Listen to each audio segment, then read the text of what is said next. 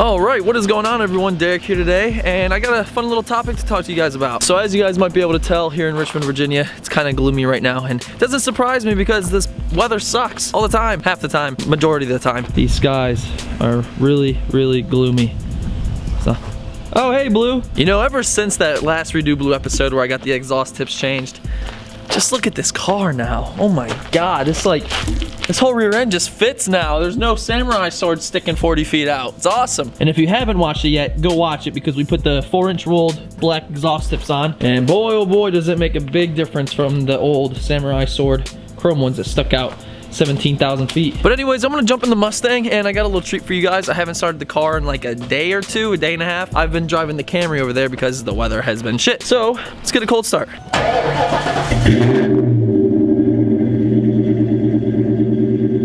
That was honestly probably by far one of the best cold starts I've ever had with this car. And I'm not too sure if I mentioned in the Redo Blue episode, but these exhaust tips definitely gave out a different tone. Good God, look at these fucking things. And it was more of like a tinny noise, like but these definitely have a deeper tone to them, and I love them, and it has like a gurgle noise to it. Like, I don't know, it's awesome. But I'll give you a little rev real quick.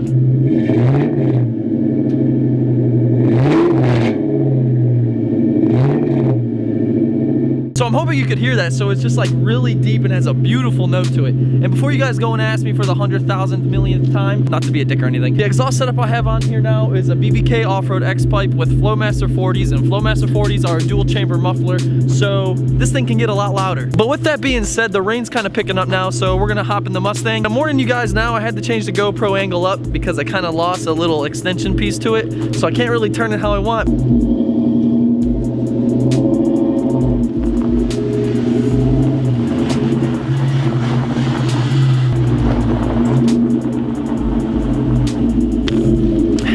All right, to the GoPro. Okay, so this is the different view I'm talking about, and I hope it doesn't bother you guys. I know you're a little closer to my face. Anyways, like I was saying, I can't find that little GoPro hook thing, little McJigger Bob. Yeah, but we're gonna go ahead and jump on right into this video, ladies and gentlemen. Should you buy a 1999 through 2004 New Edge, aka SN95, Mustang GT, or V6, Mach 1 Cobra, whatever your little heart desires.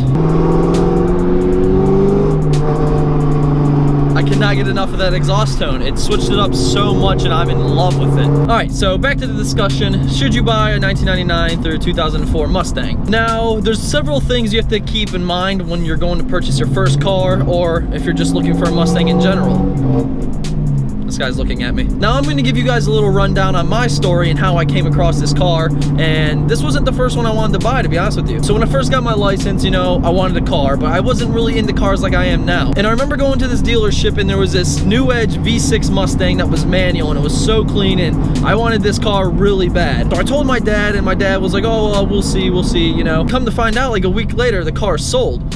And at that point I was like, oh my God, my dad bought this car for me. Now typically, if I would have known what I know now about cars and the V6, the V8s, the different packages and stuff, I most likely wouldn't have went with that car if I had the money myself. Now the reason why I say that is because the V6, don't get me wrong, is a great car. If you're looking for a car that's a great daily driver, better on gas, and has the same looks obviously as a GT, then that's the car for you. I didn't quite want that. I wanted a car with a little bit of speed. And I'm not saying this car's super fast, because it's not, but for the year 1999, the car had a little pep to it, you know, 261 horsepower to the crank.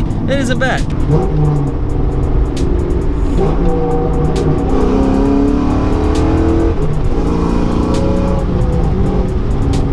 Now, I'm not going to go into the whole spiel about how I got the car and how I got so lucky because it's bright Atlantic blue.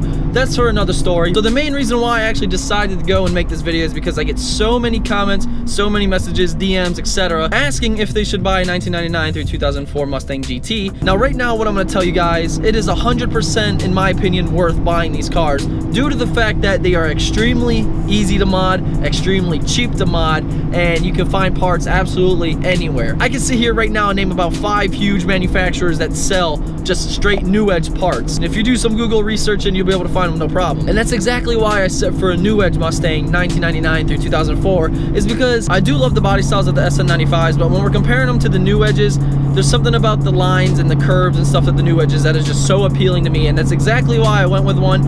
And you got to keep in mind with the 1999 through 2004, the V8s actually came with the new PI heads, and with that you're gonna be pushing more horsepower right off the lot. So I hope you guys with the questions are watching this video, and I just wanted to give you guys my little outlook on the new wedge Mustangs, and honestly they're wonderful machines if they run properly. And that's the only problem I've really had with this car, is because when I bought it, the guy didn't take care of the motor, and the motor got a rod knock, so I swapped another motor into it. But other than that, I've had no problems with it. I mean, the interior is kind of shitty, but that's 99 for you, you know. Probably could have done a better job for it, honestly, and you know, there's no excuse for it. There's really no excuse. People are dumping money into these cars, and your interior is one of the worst parts about it. The body style you got good. With my car, you got the body style looking good. With the paint, I got lucky, but god damn, the interior, it came with cloth seats. Sorry, I'm ranting.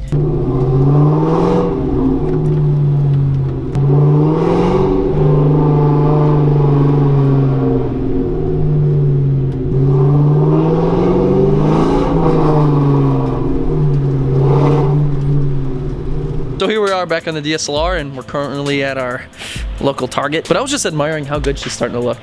Thanks to you guys for supporting me, because you know, I was dumping money into it at one point, but I was never going like redo blue episode status, you know, trying to crank one out every week, and that's like pretty much spending money every week. But like I was saying, everyone, I just wanted to make this video just to clarify my outlook on the car and my kind of review on it, and how I think the car performs, and what I think's good about it and what's bad. Like I said, the interior is one of the worst things about it, but if you get a good running new wedge, you can pretty much build them for pretty cheap and make them look outstanding. Now, I'm sorry I have to break the ice to you guys, but finding one like blue is gonna be really hard. One of 500 GT in the anniversary edition, which is why I'm not selling her.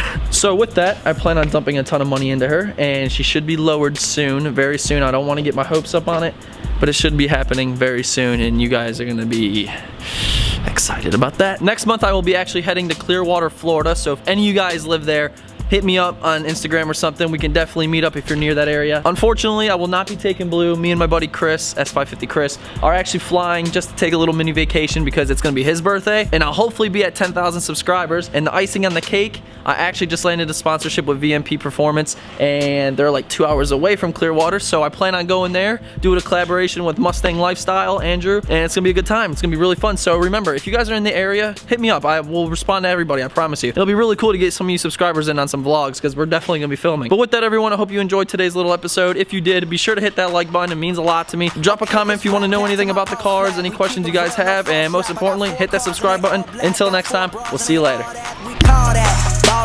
Doing this is my calling. Flow is so appalling. My phone off and she calling. I'm like, yeah, what it do? Penthouse, man, what a view.